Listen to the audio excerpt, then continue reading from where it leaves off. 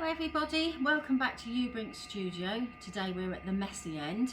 For those of you who haven't met me before, my name is Anita and we're based in West Norfolk, just in between Kings Lynn and Wisbech. Today I'm going to show you how to use Gesso primer as a resist, and on paper it looks like that.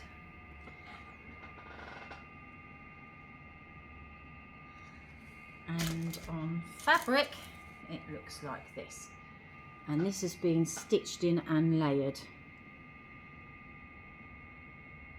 Thank you. So the first thing that you need to do, we will do it on some paper, is decide how you want to transfer your gesso onto your substrate. So I'm going to use this paper, and then I'm also going to do it on some fabric. This is in cotton fabric that I get from Empress Mills. Comes in big bundles. It's lovely. It's an Egyptian cotton. We're also going to use some acrylic inks, and I'm going to use one of these little sponge dabbers and some stencils. So stencil wise, you can buy these plastic commercial ones, or you can also get these metal ones, which I really love using. You can make your own as well, of course. So today I am going to pick that one. And the first thing that we need to do is find out where I've just chopped the tray. I'll give your gesso a little shake. You don't need a lot. It comes in black as well, so you can mix other paints and acrylics with it. It doesn't have to stay as white. And this may look a little bit difficult to start off with because we're working white on white, but the sun's coming in here, so I'm hoping if I move those out of the way, you'll be able to see what I'm doing in the sunlight. So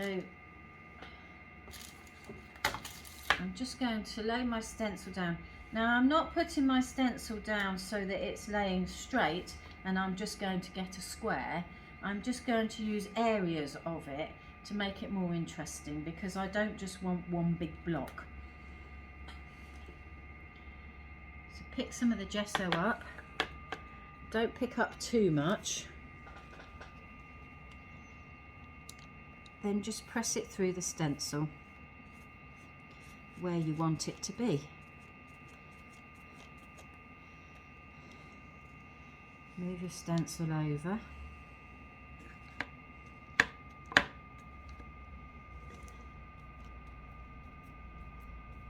If you feel that you're not confident enough to do this without your stencil moving, then just use some tape to tape it down.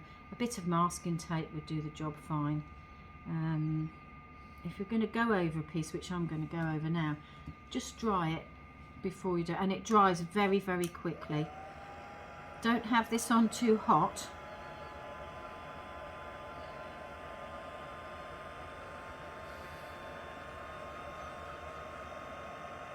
Because if you do, all it's going to do is make the gesso bubble up.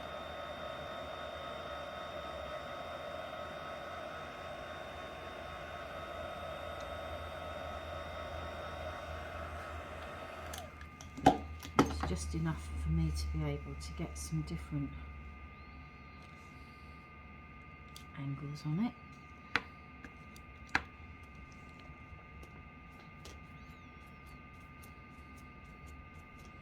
You might also be wondering why I'm using a children's dabber instead of a paintbrush. It's because I feel that I get a better result with this. I'll go there with it. I can control it more.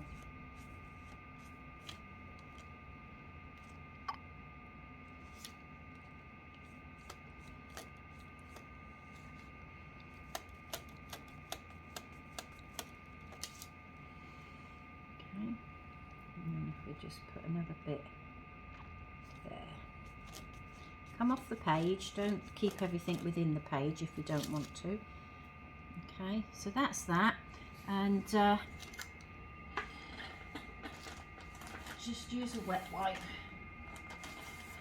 to clean that off.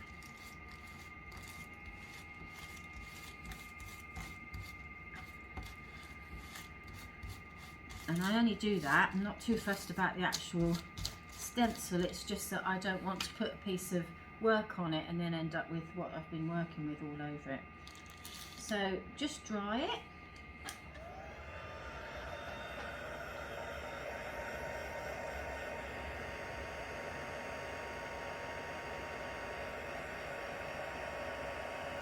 So it's a gentle heat. These heat guns get very, very hot.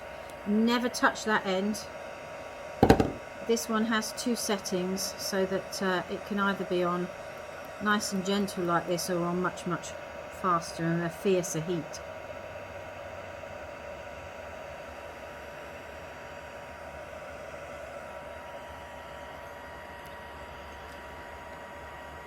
Dries very quickly.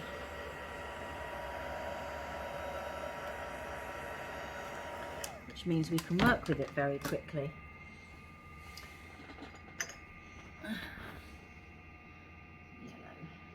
I've got a yellow one out. Now these are lovely because it's like a dabber, so you can dab your colour on and then spread it with some water if you want to. I'm actually going to unscrew that.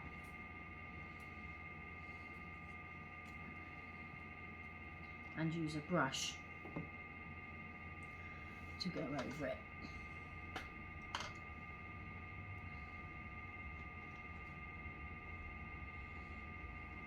Now if you want to, this is just water in here, you can just spray some water on and then let this spread, and you will see how the gesso is going to resist the ink.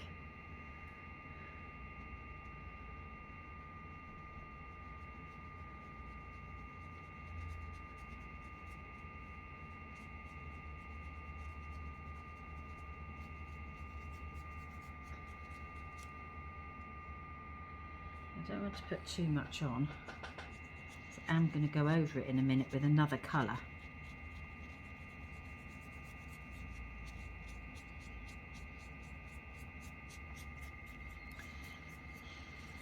So some areas I've got a fair bit of ink, some areas hardly any at all.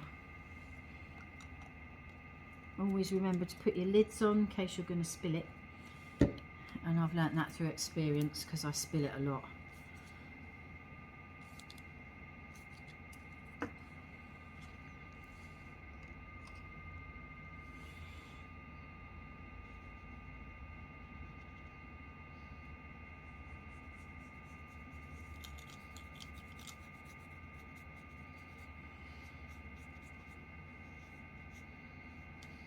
You can see how, as the ink's moving through, the gesso is showing up more. It's not taking on the colour at all, which we don't want it to do. So we just spread that about a bit, and then we'll dry that as well, and then I'll show you how it looks when you do it on fabric.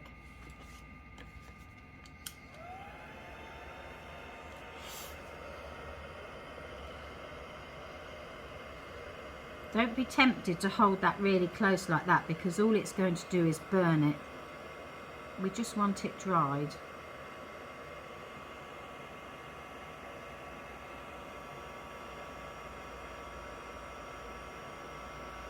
The idea of doing it in a sketchbook is that you can try out ideas, and then you can see if they don't work. You can then try and work out why it doesn't work.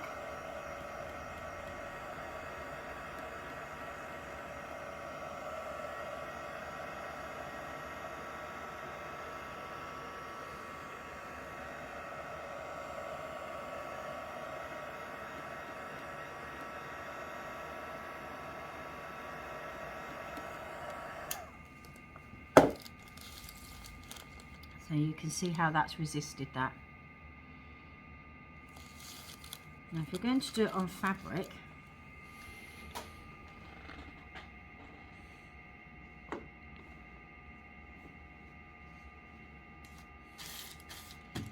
again, put the gesso on first. We'll use the same stencil. This fabric I have not washed first. I'm just going straight in with the gesso.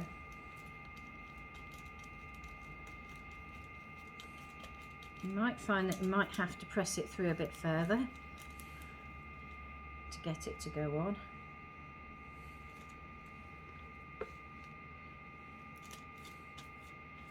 Be careful that you don't have a wet sponge so that it goes all underneath your stencil, because that's not what you want.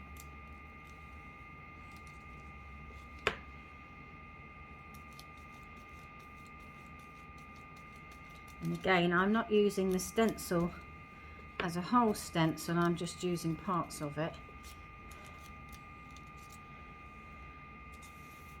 to get what I want.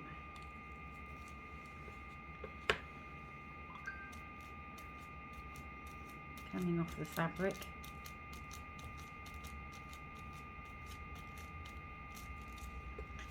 Not being precious with it. Now just going to dry that so I can go over this bit here, because I can't go over that bit there until I've got this dry. Otherwise it will just stick to the bottom of the stencil and smudge everything.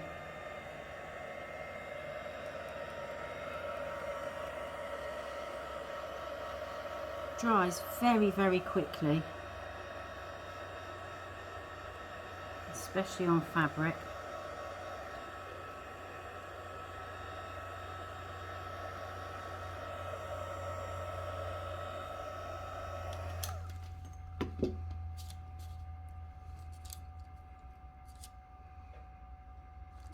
In there like that, I think.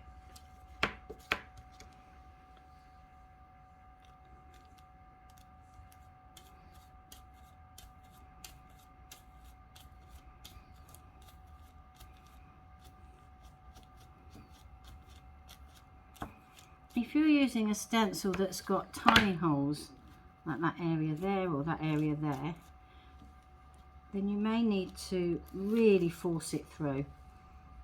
And I'm just going to chuck that over there out of the way and dry this now.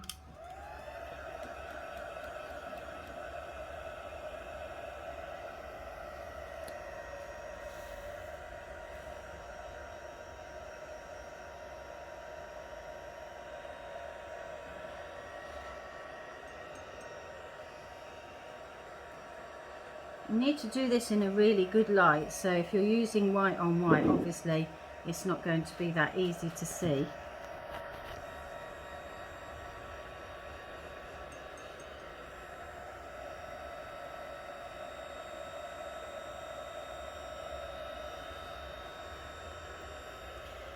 And obviously the other thing is you don't need too much on there, because we're going to stitch over it, and sometimes sewing machines don't like stitching over gesso, particularly if you've got it on really thick.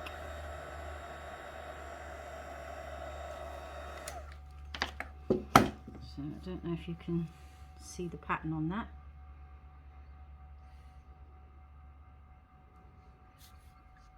And now I'm going to spray it with water.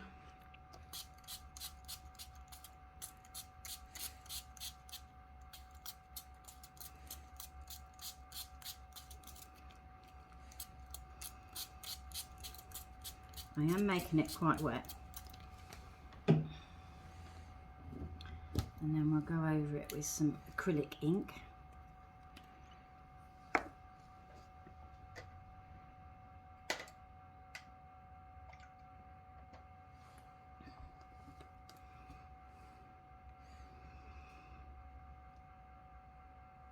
I want it to spread.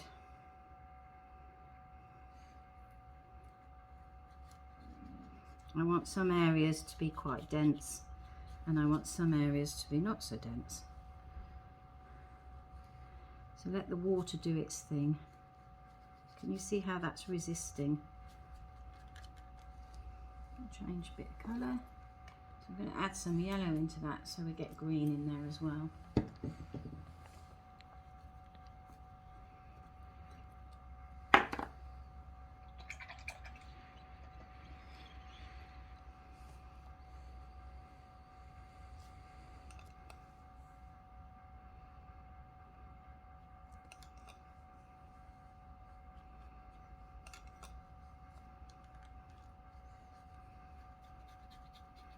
Encourage it to move.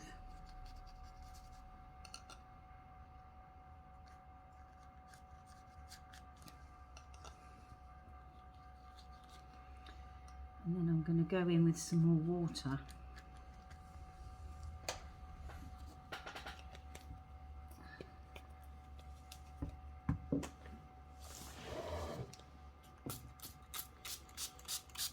Because I want the ink to move.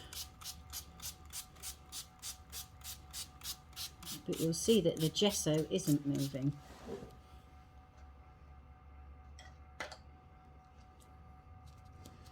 And then just encourage it into the areas that are white. Because all the while it's wet, you can still move it.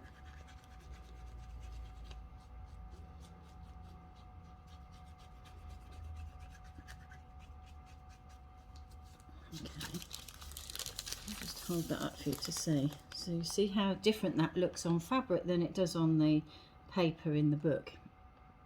It's quite vivid, the colours.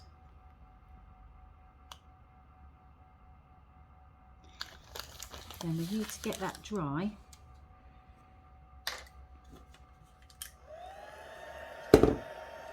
Which won't take very long. And then we'll go over to the sewing machine and we'll sew it.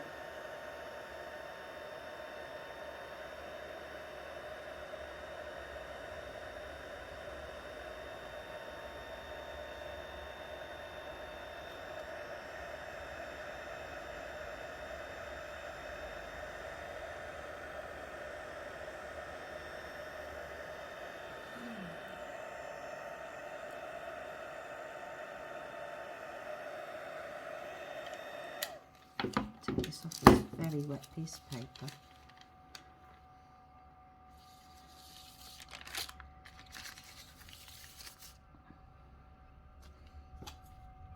If you're drying on plastic, be careful that you don't over dry it so you melt the plastic onto the back, as has happened here before.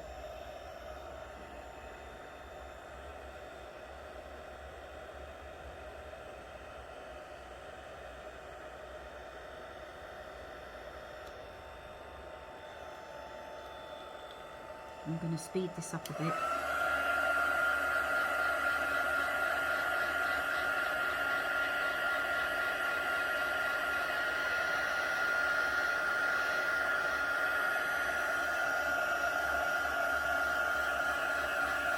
And keep the dryer moving all the time. Don't leave it sitting in one spot.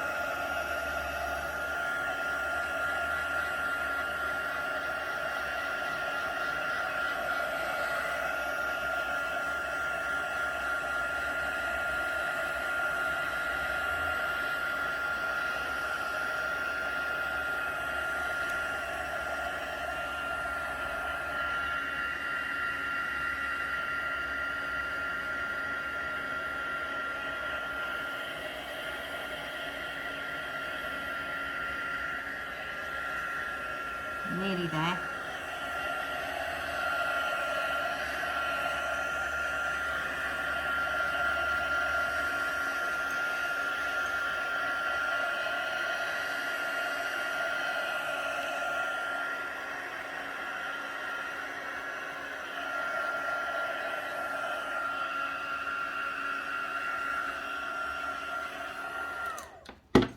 Okay, that's that, and now we'll go over to the sewing machine and we'll stitch into it.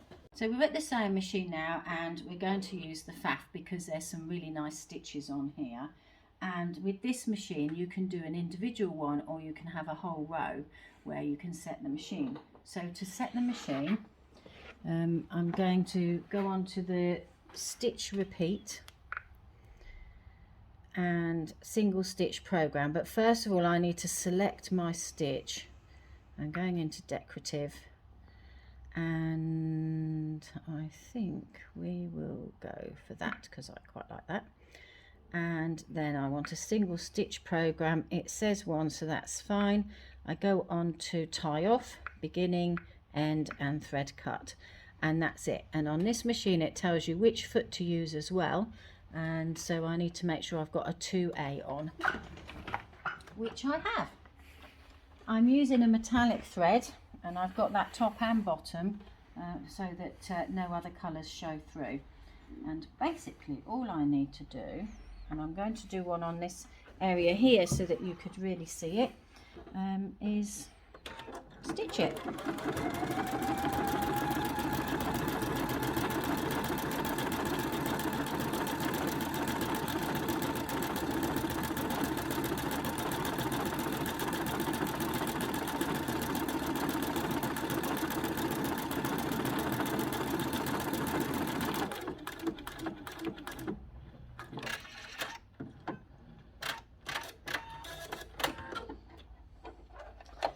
So this is giving us just a little bit of extra light through this, and when you go to do the second one, so as you can see,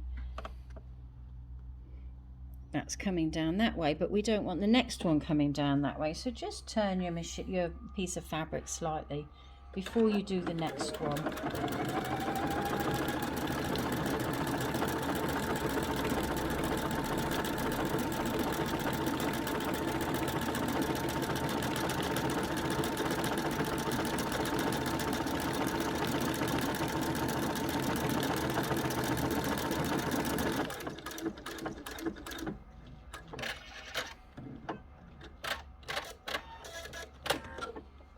And you can build and build. So if you wanted to, you could put a normal colour on the bottom of this rather than a nice multicoloured, goldy coloured one here. Or you could, and then build on it. Just keep stitching and keep stitching over and over and over. Just make sure that you've got the right needle in to do that. Let's come this way. Do one more.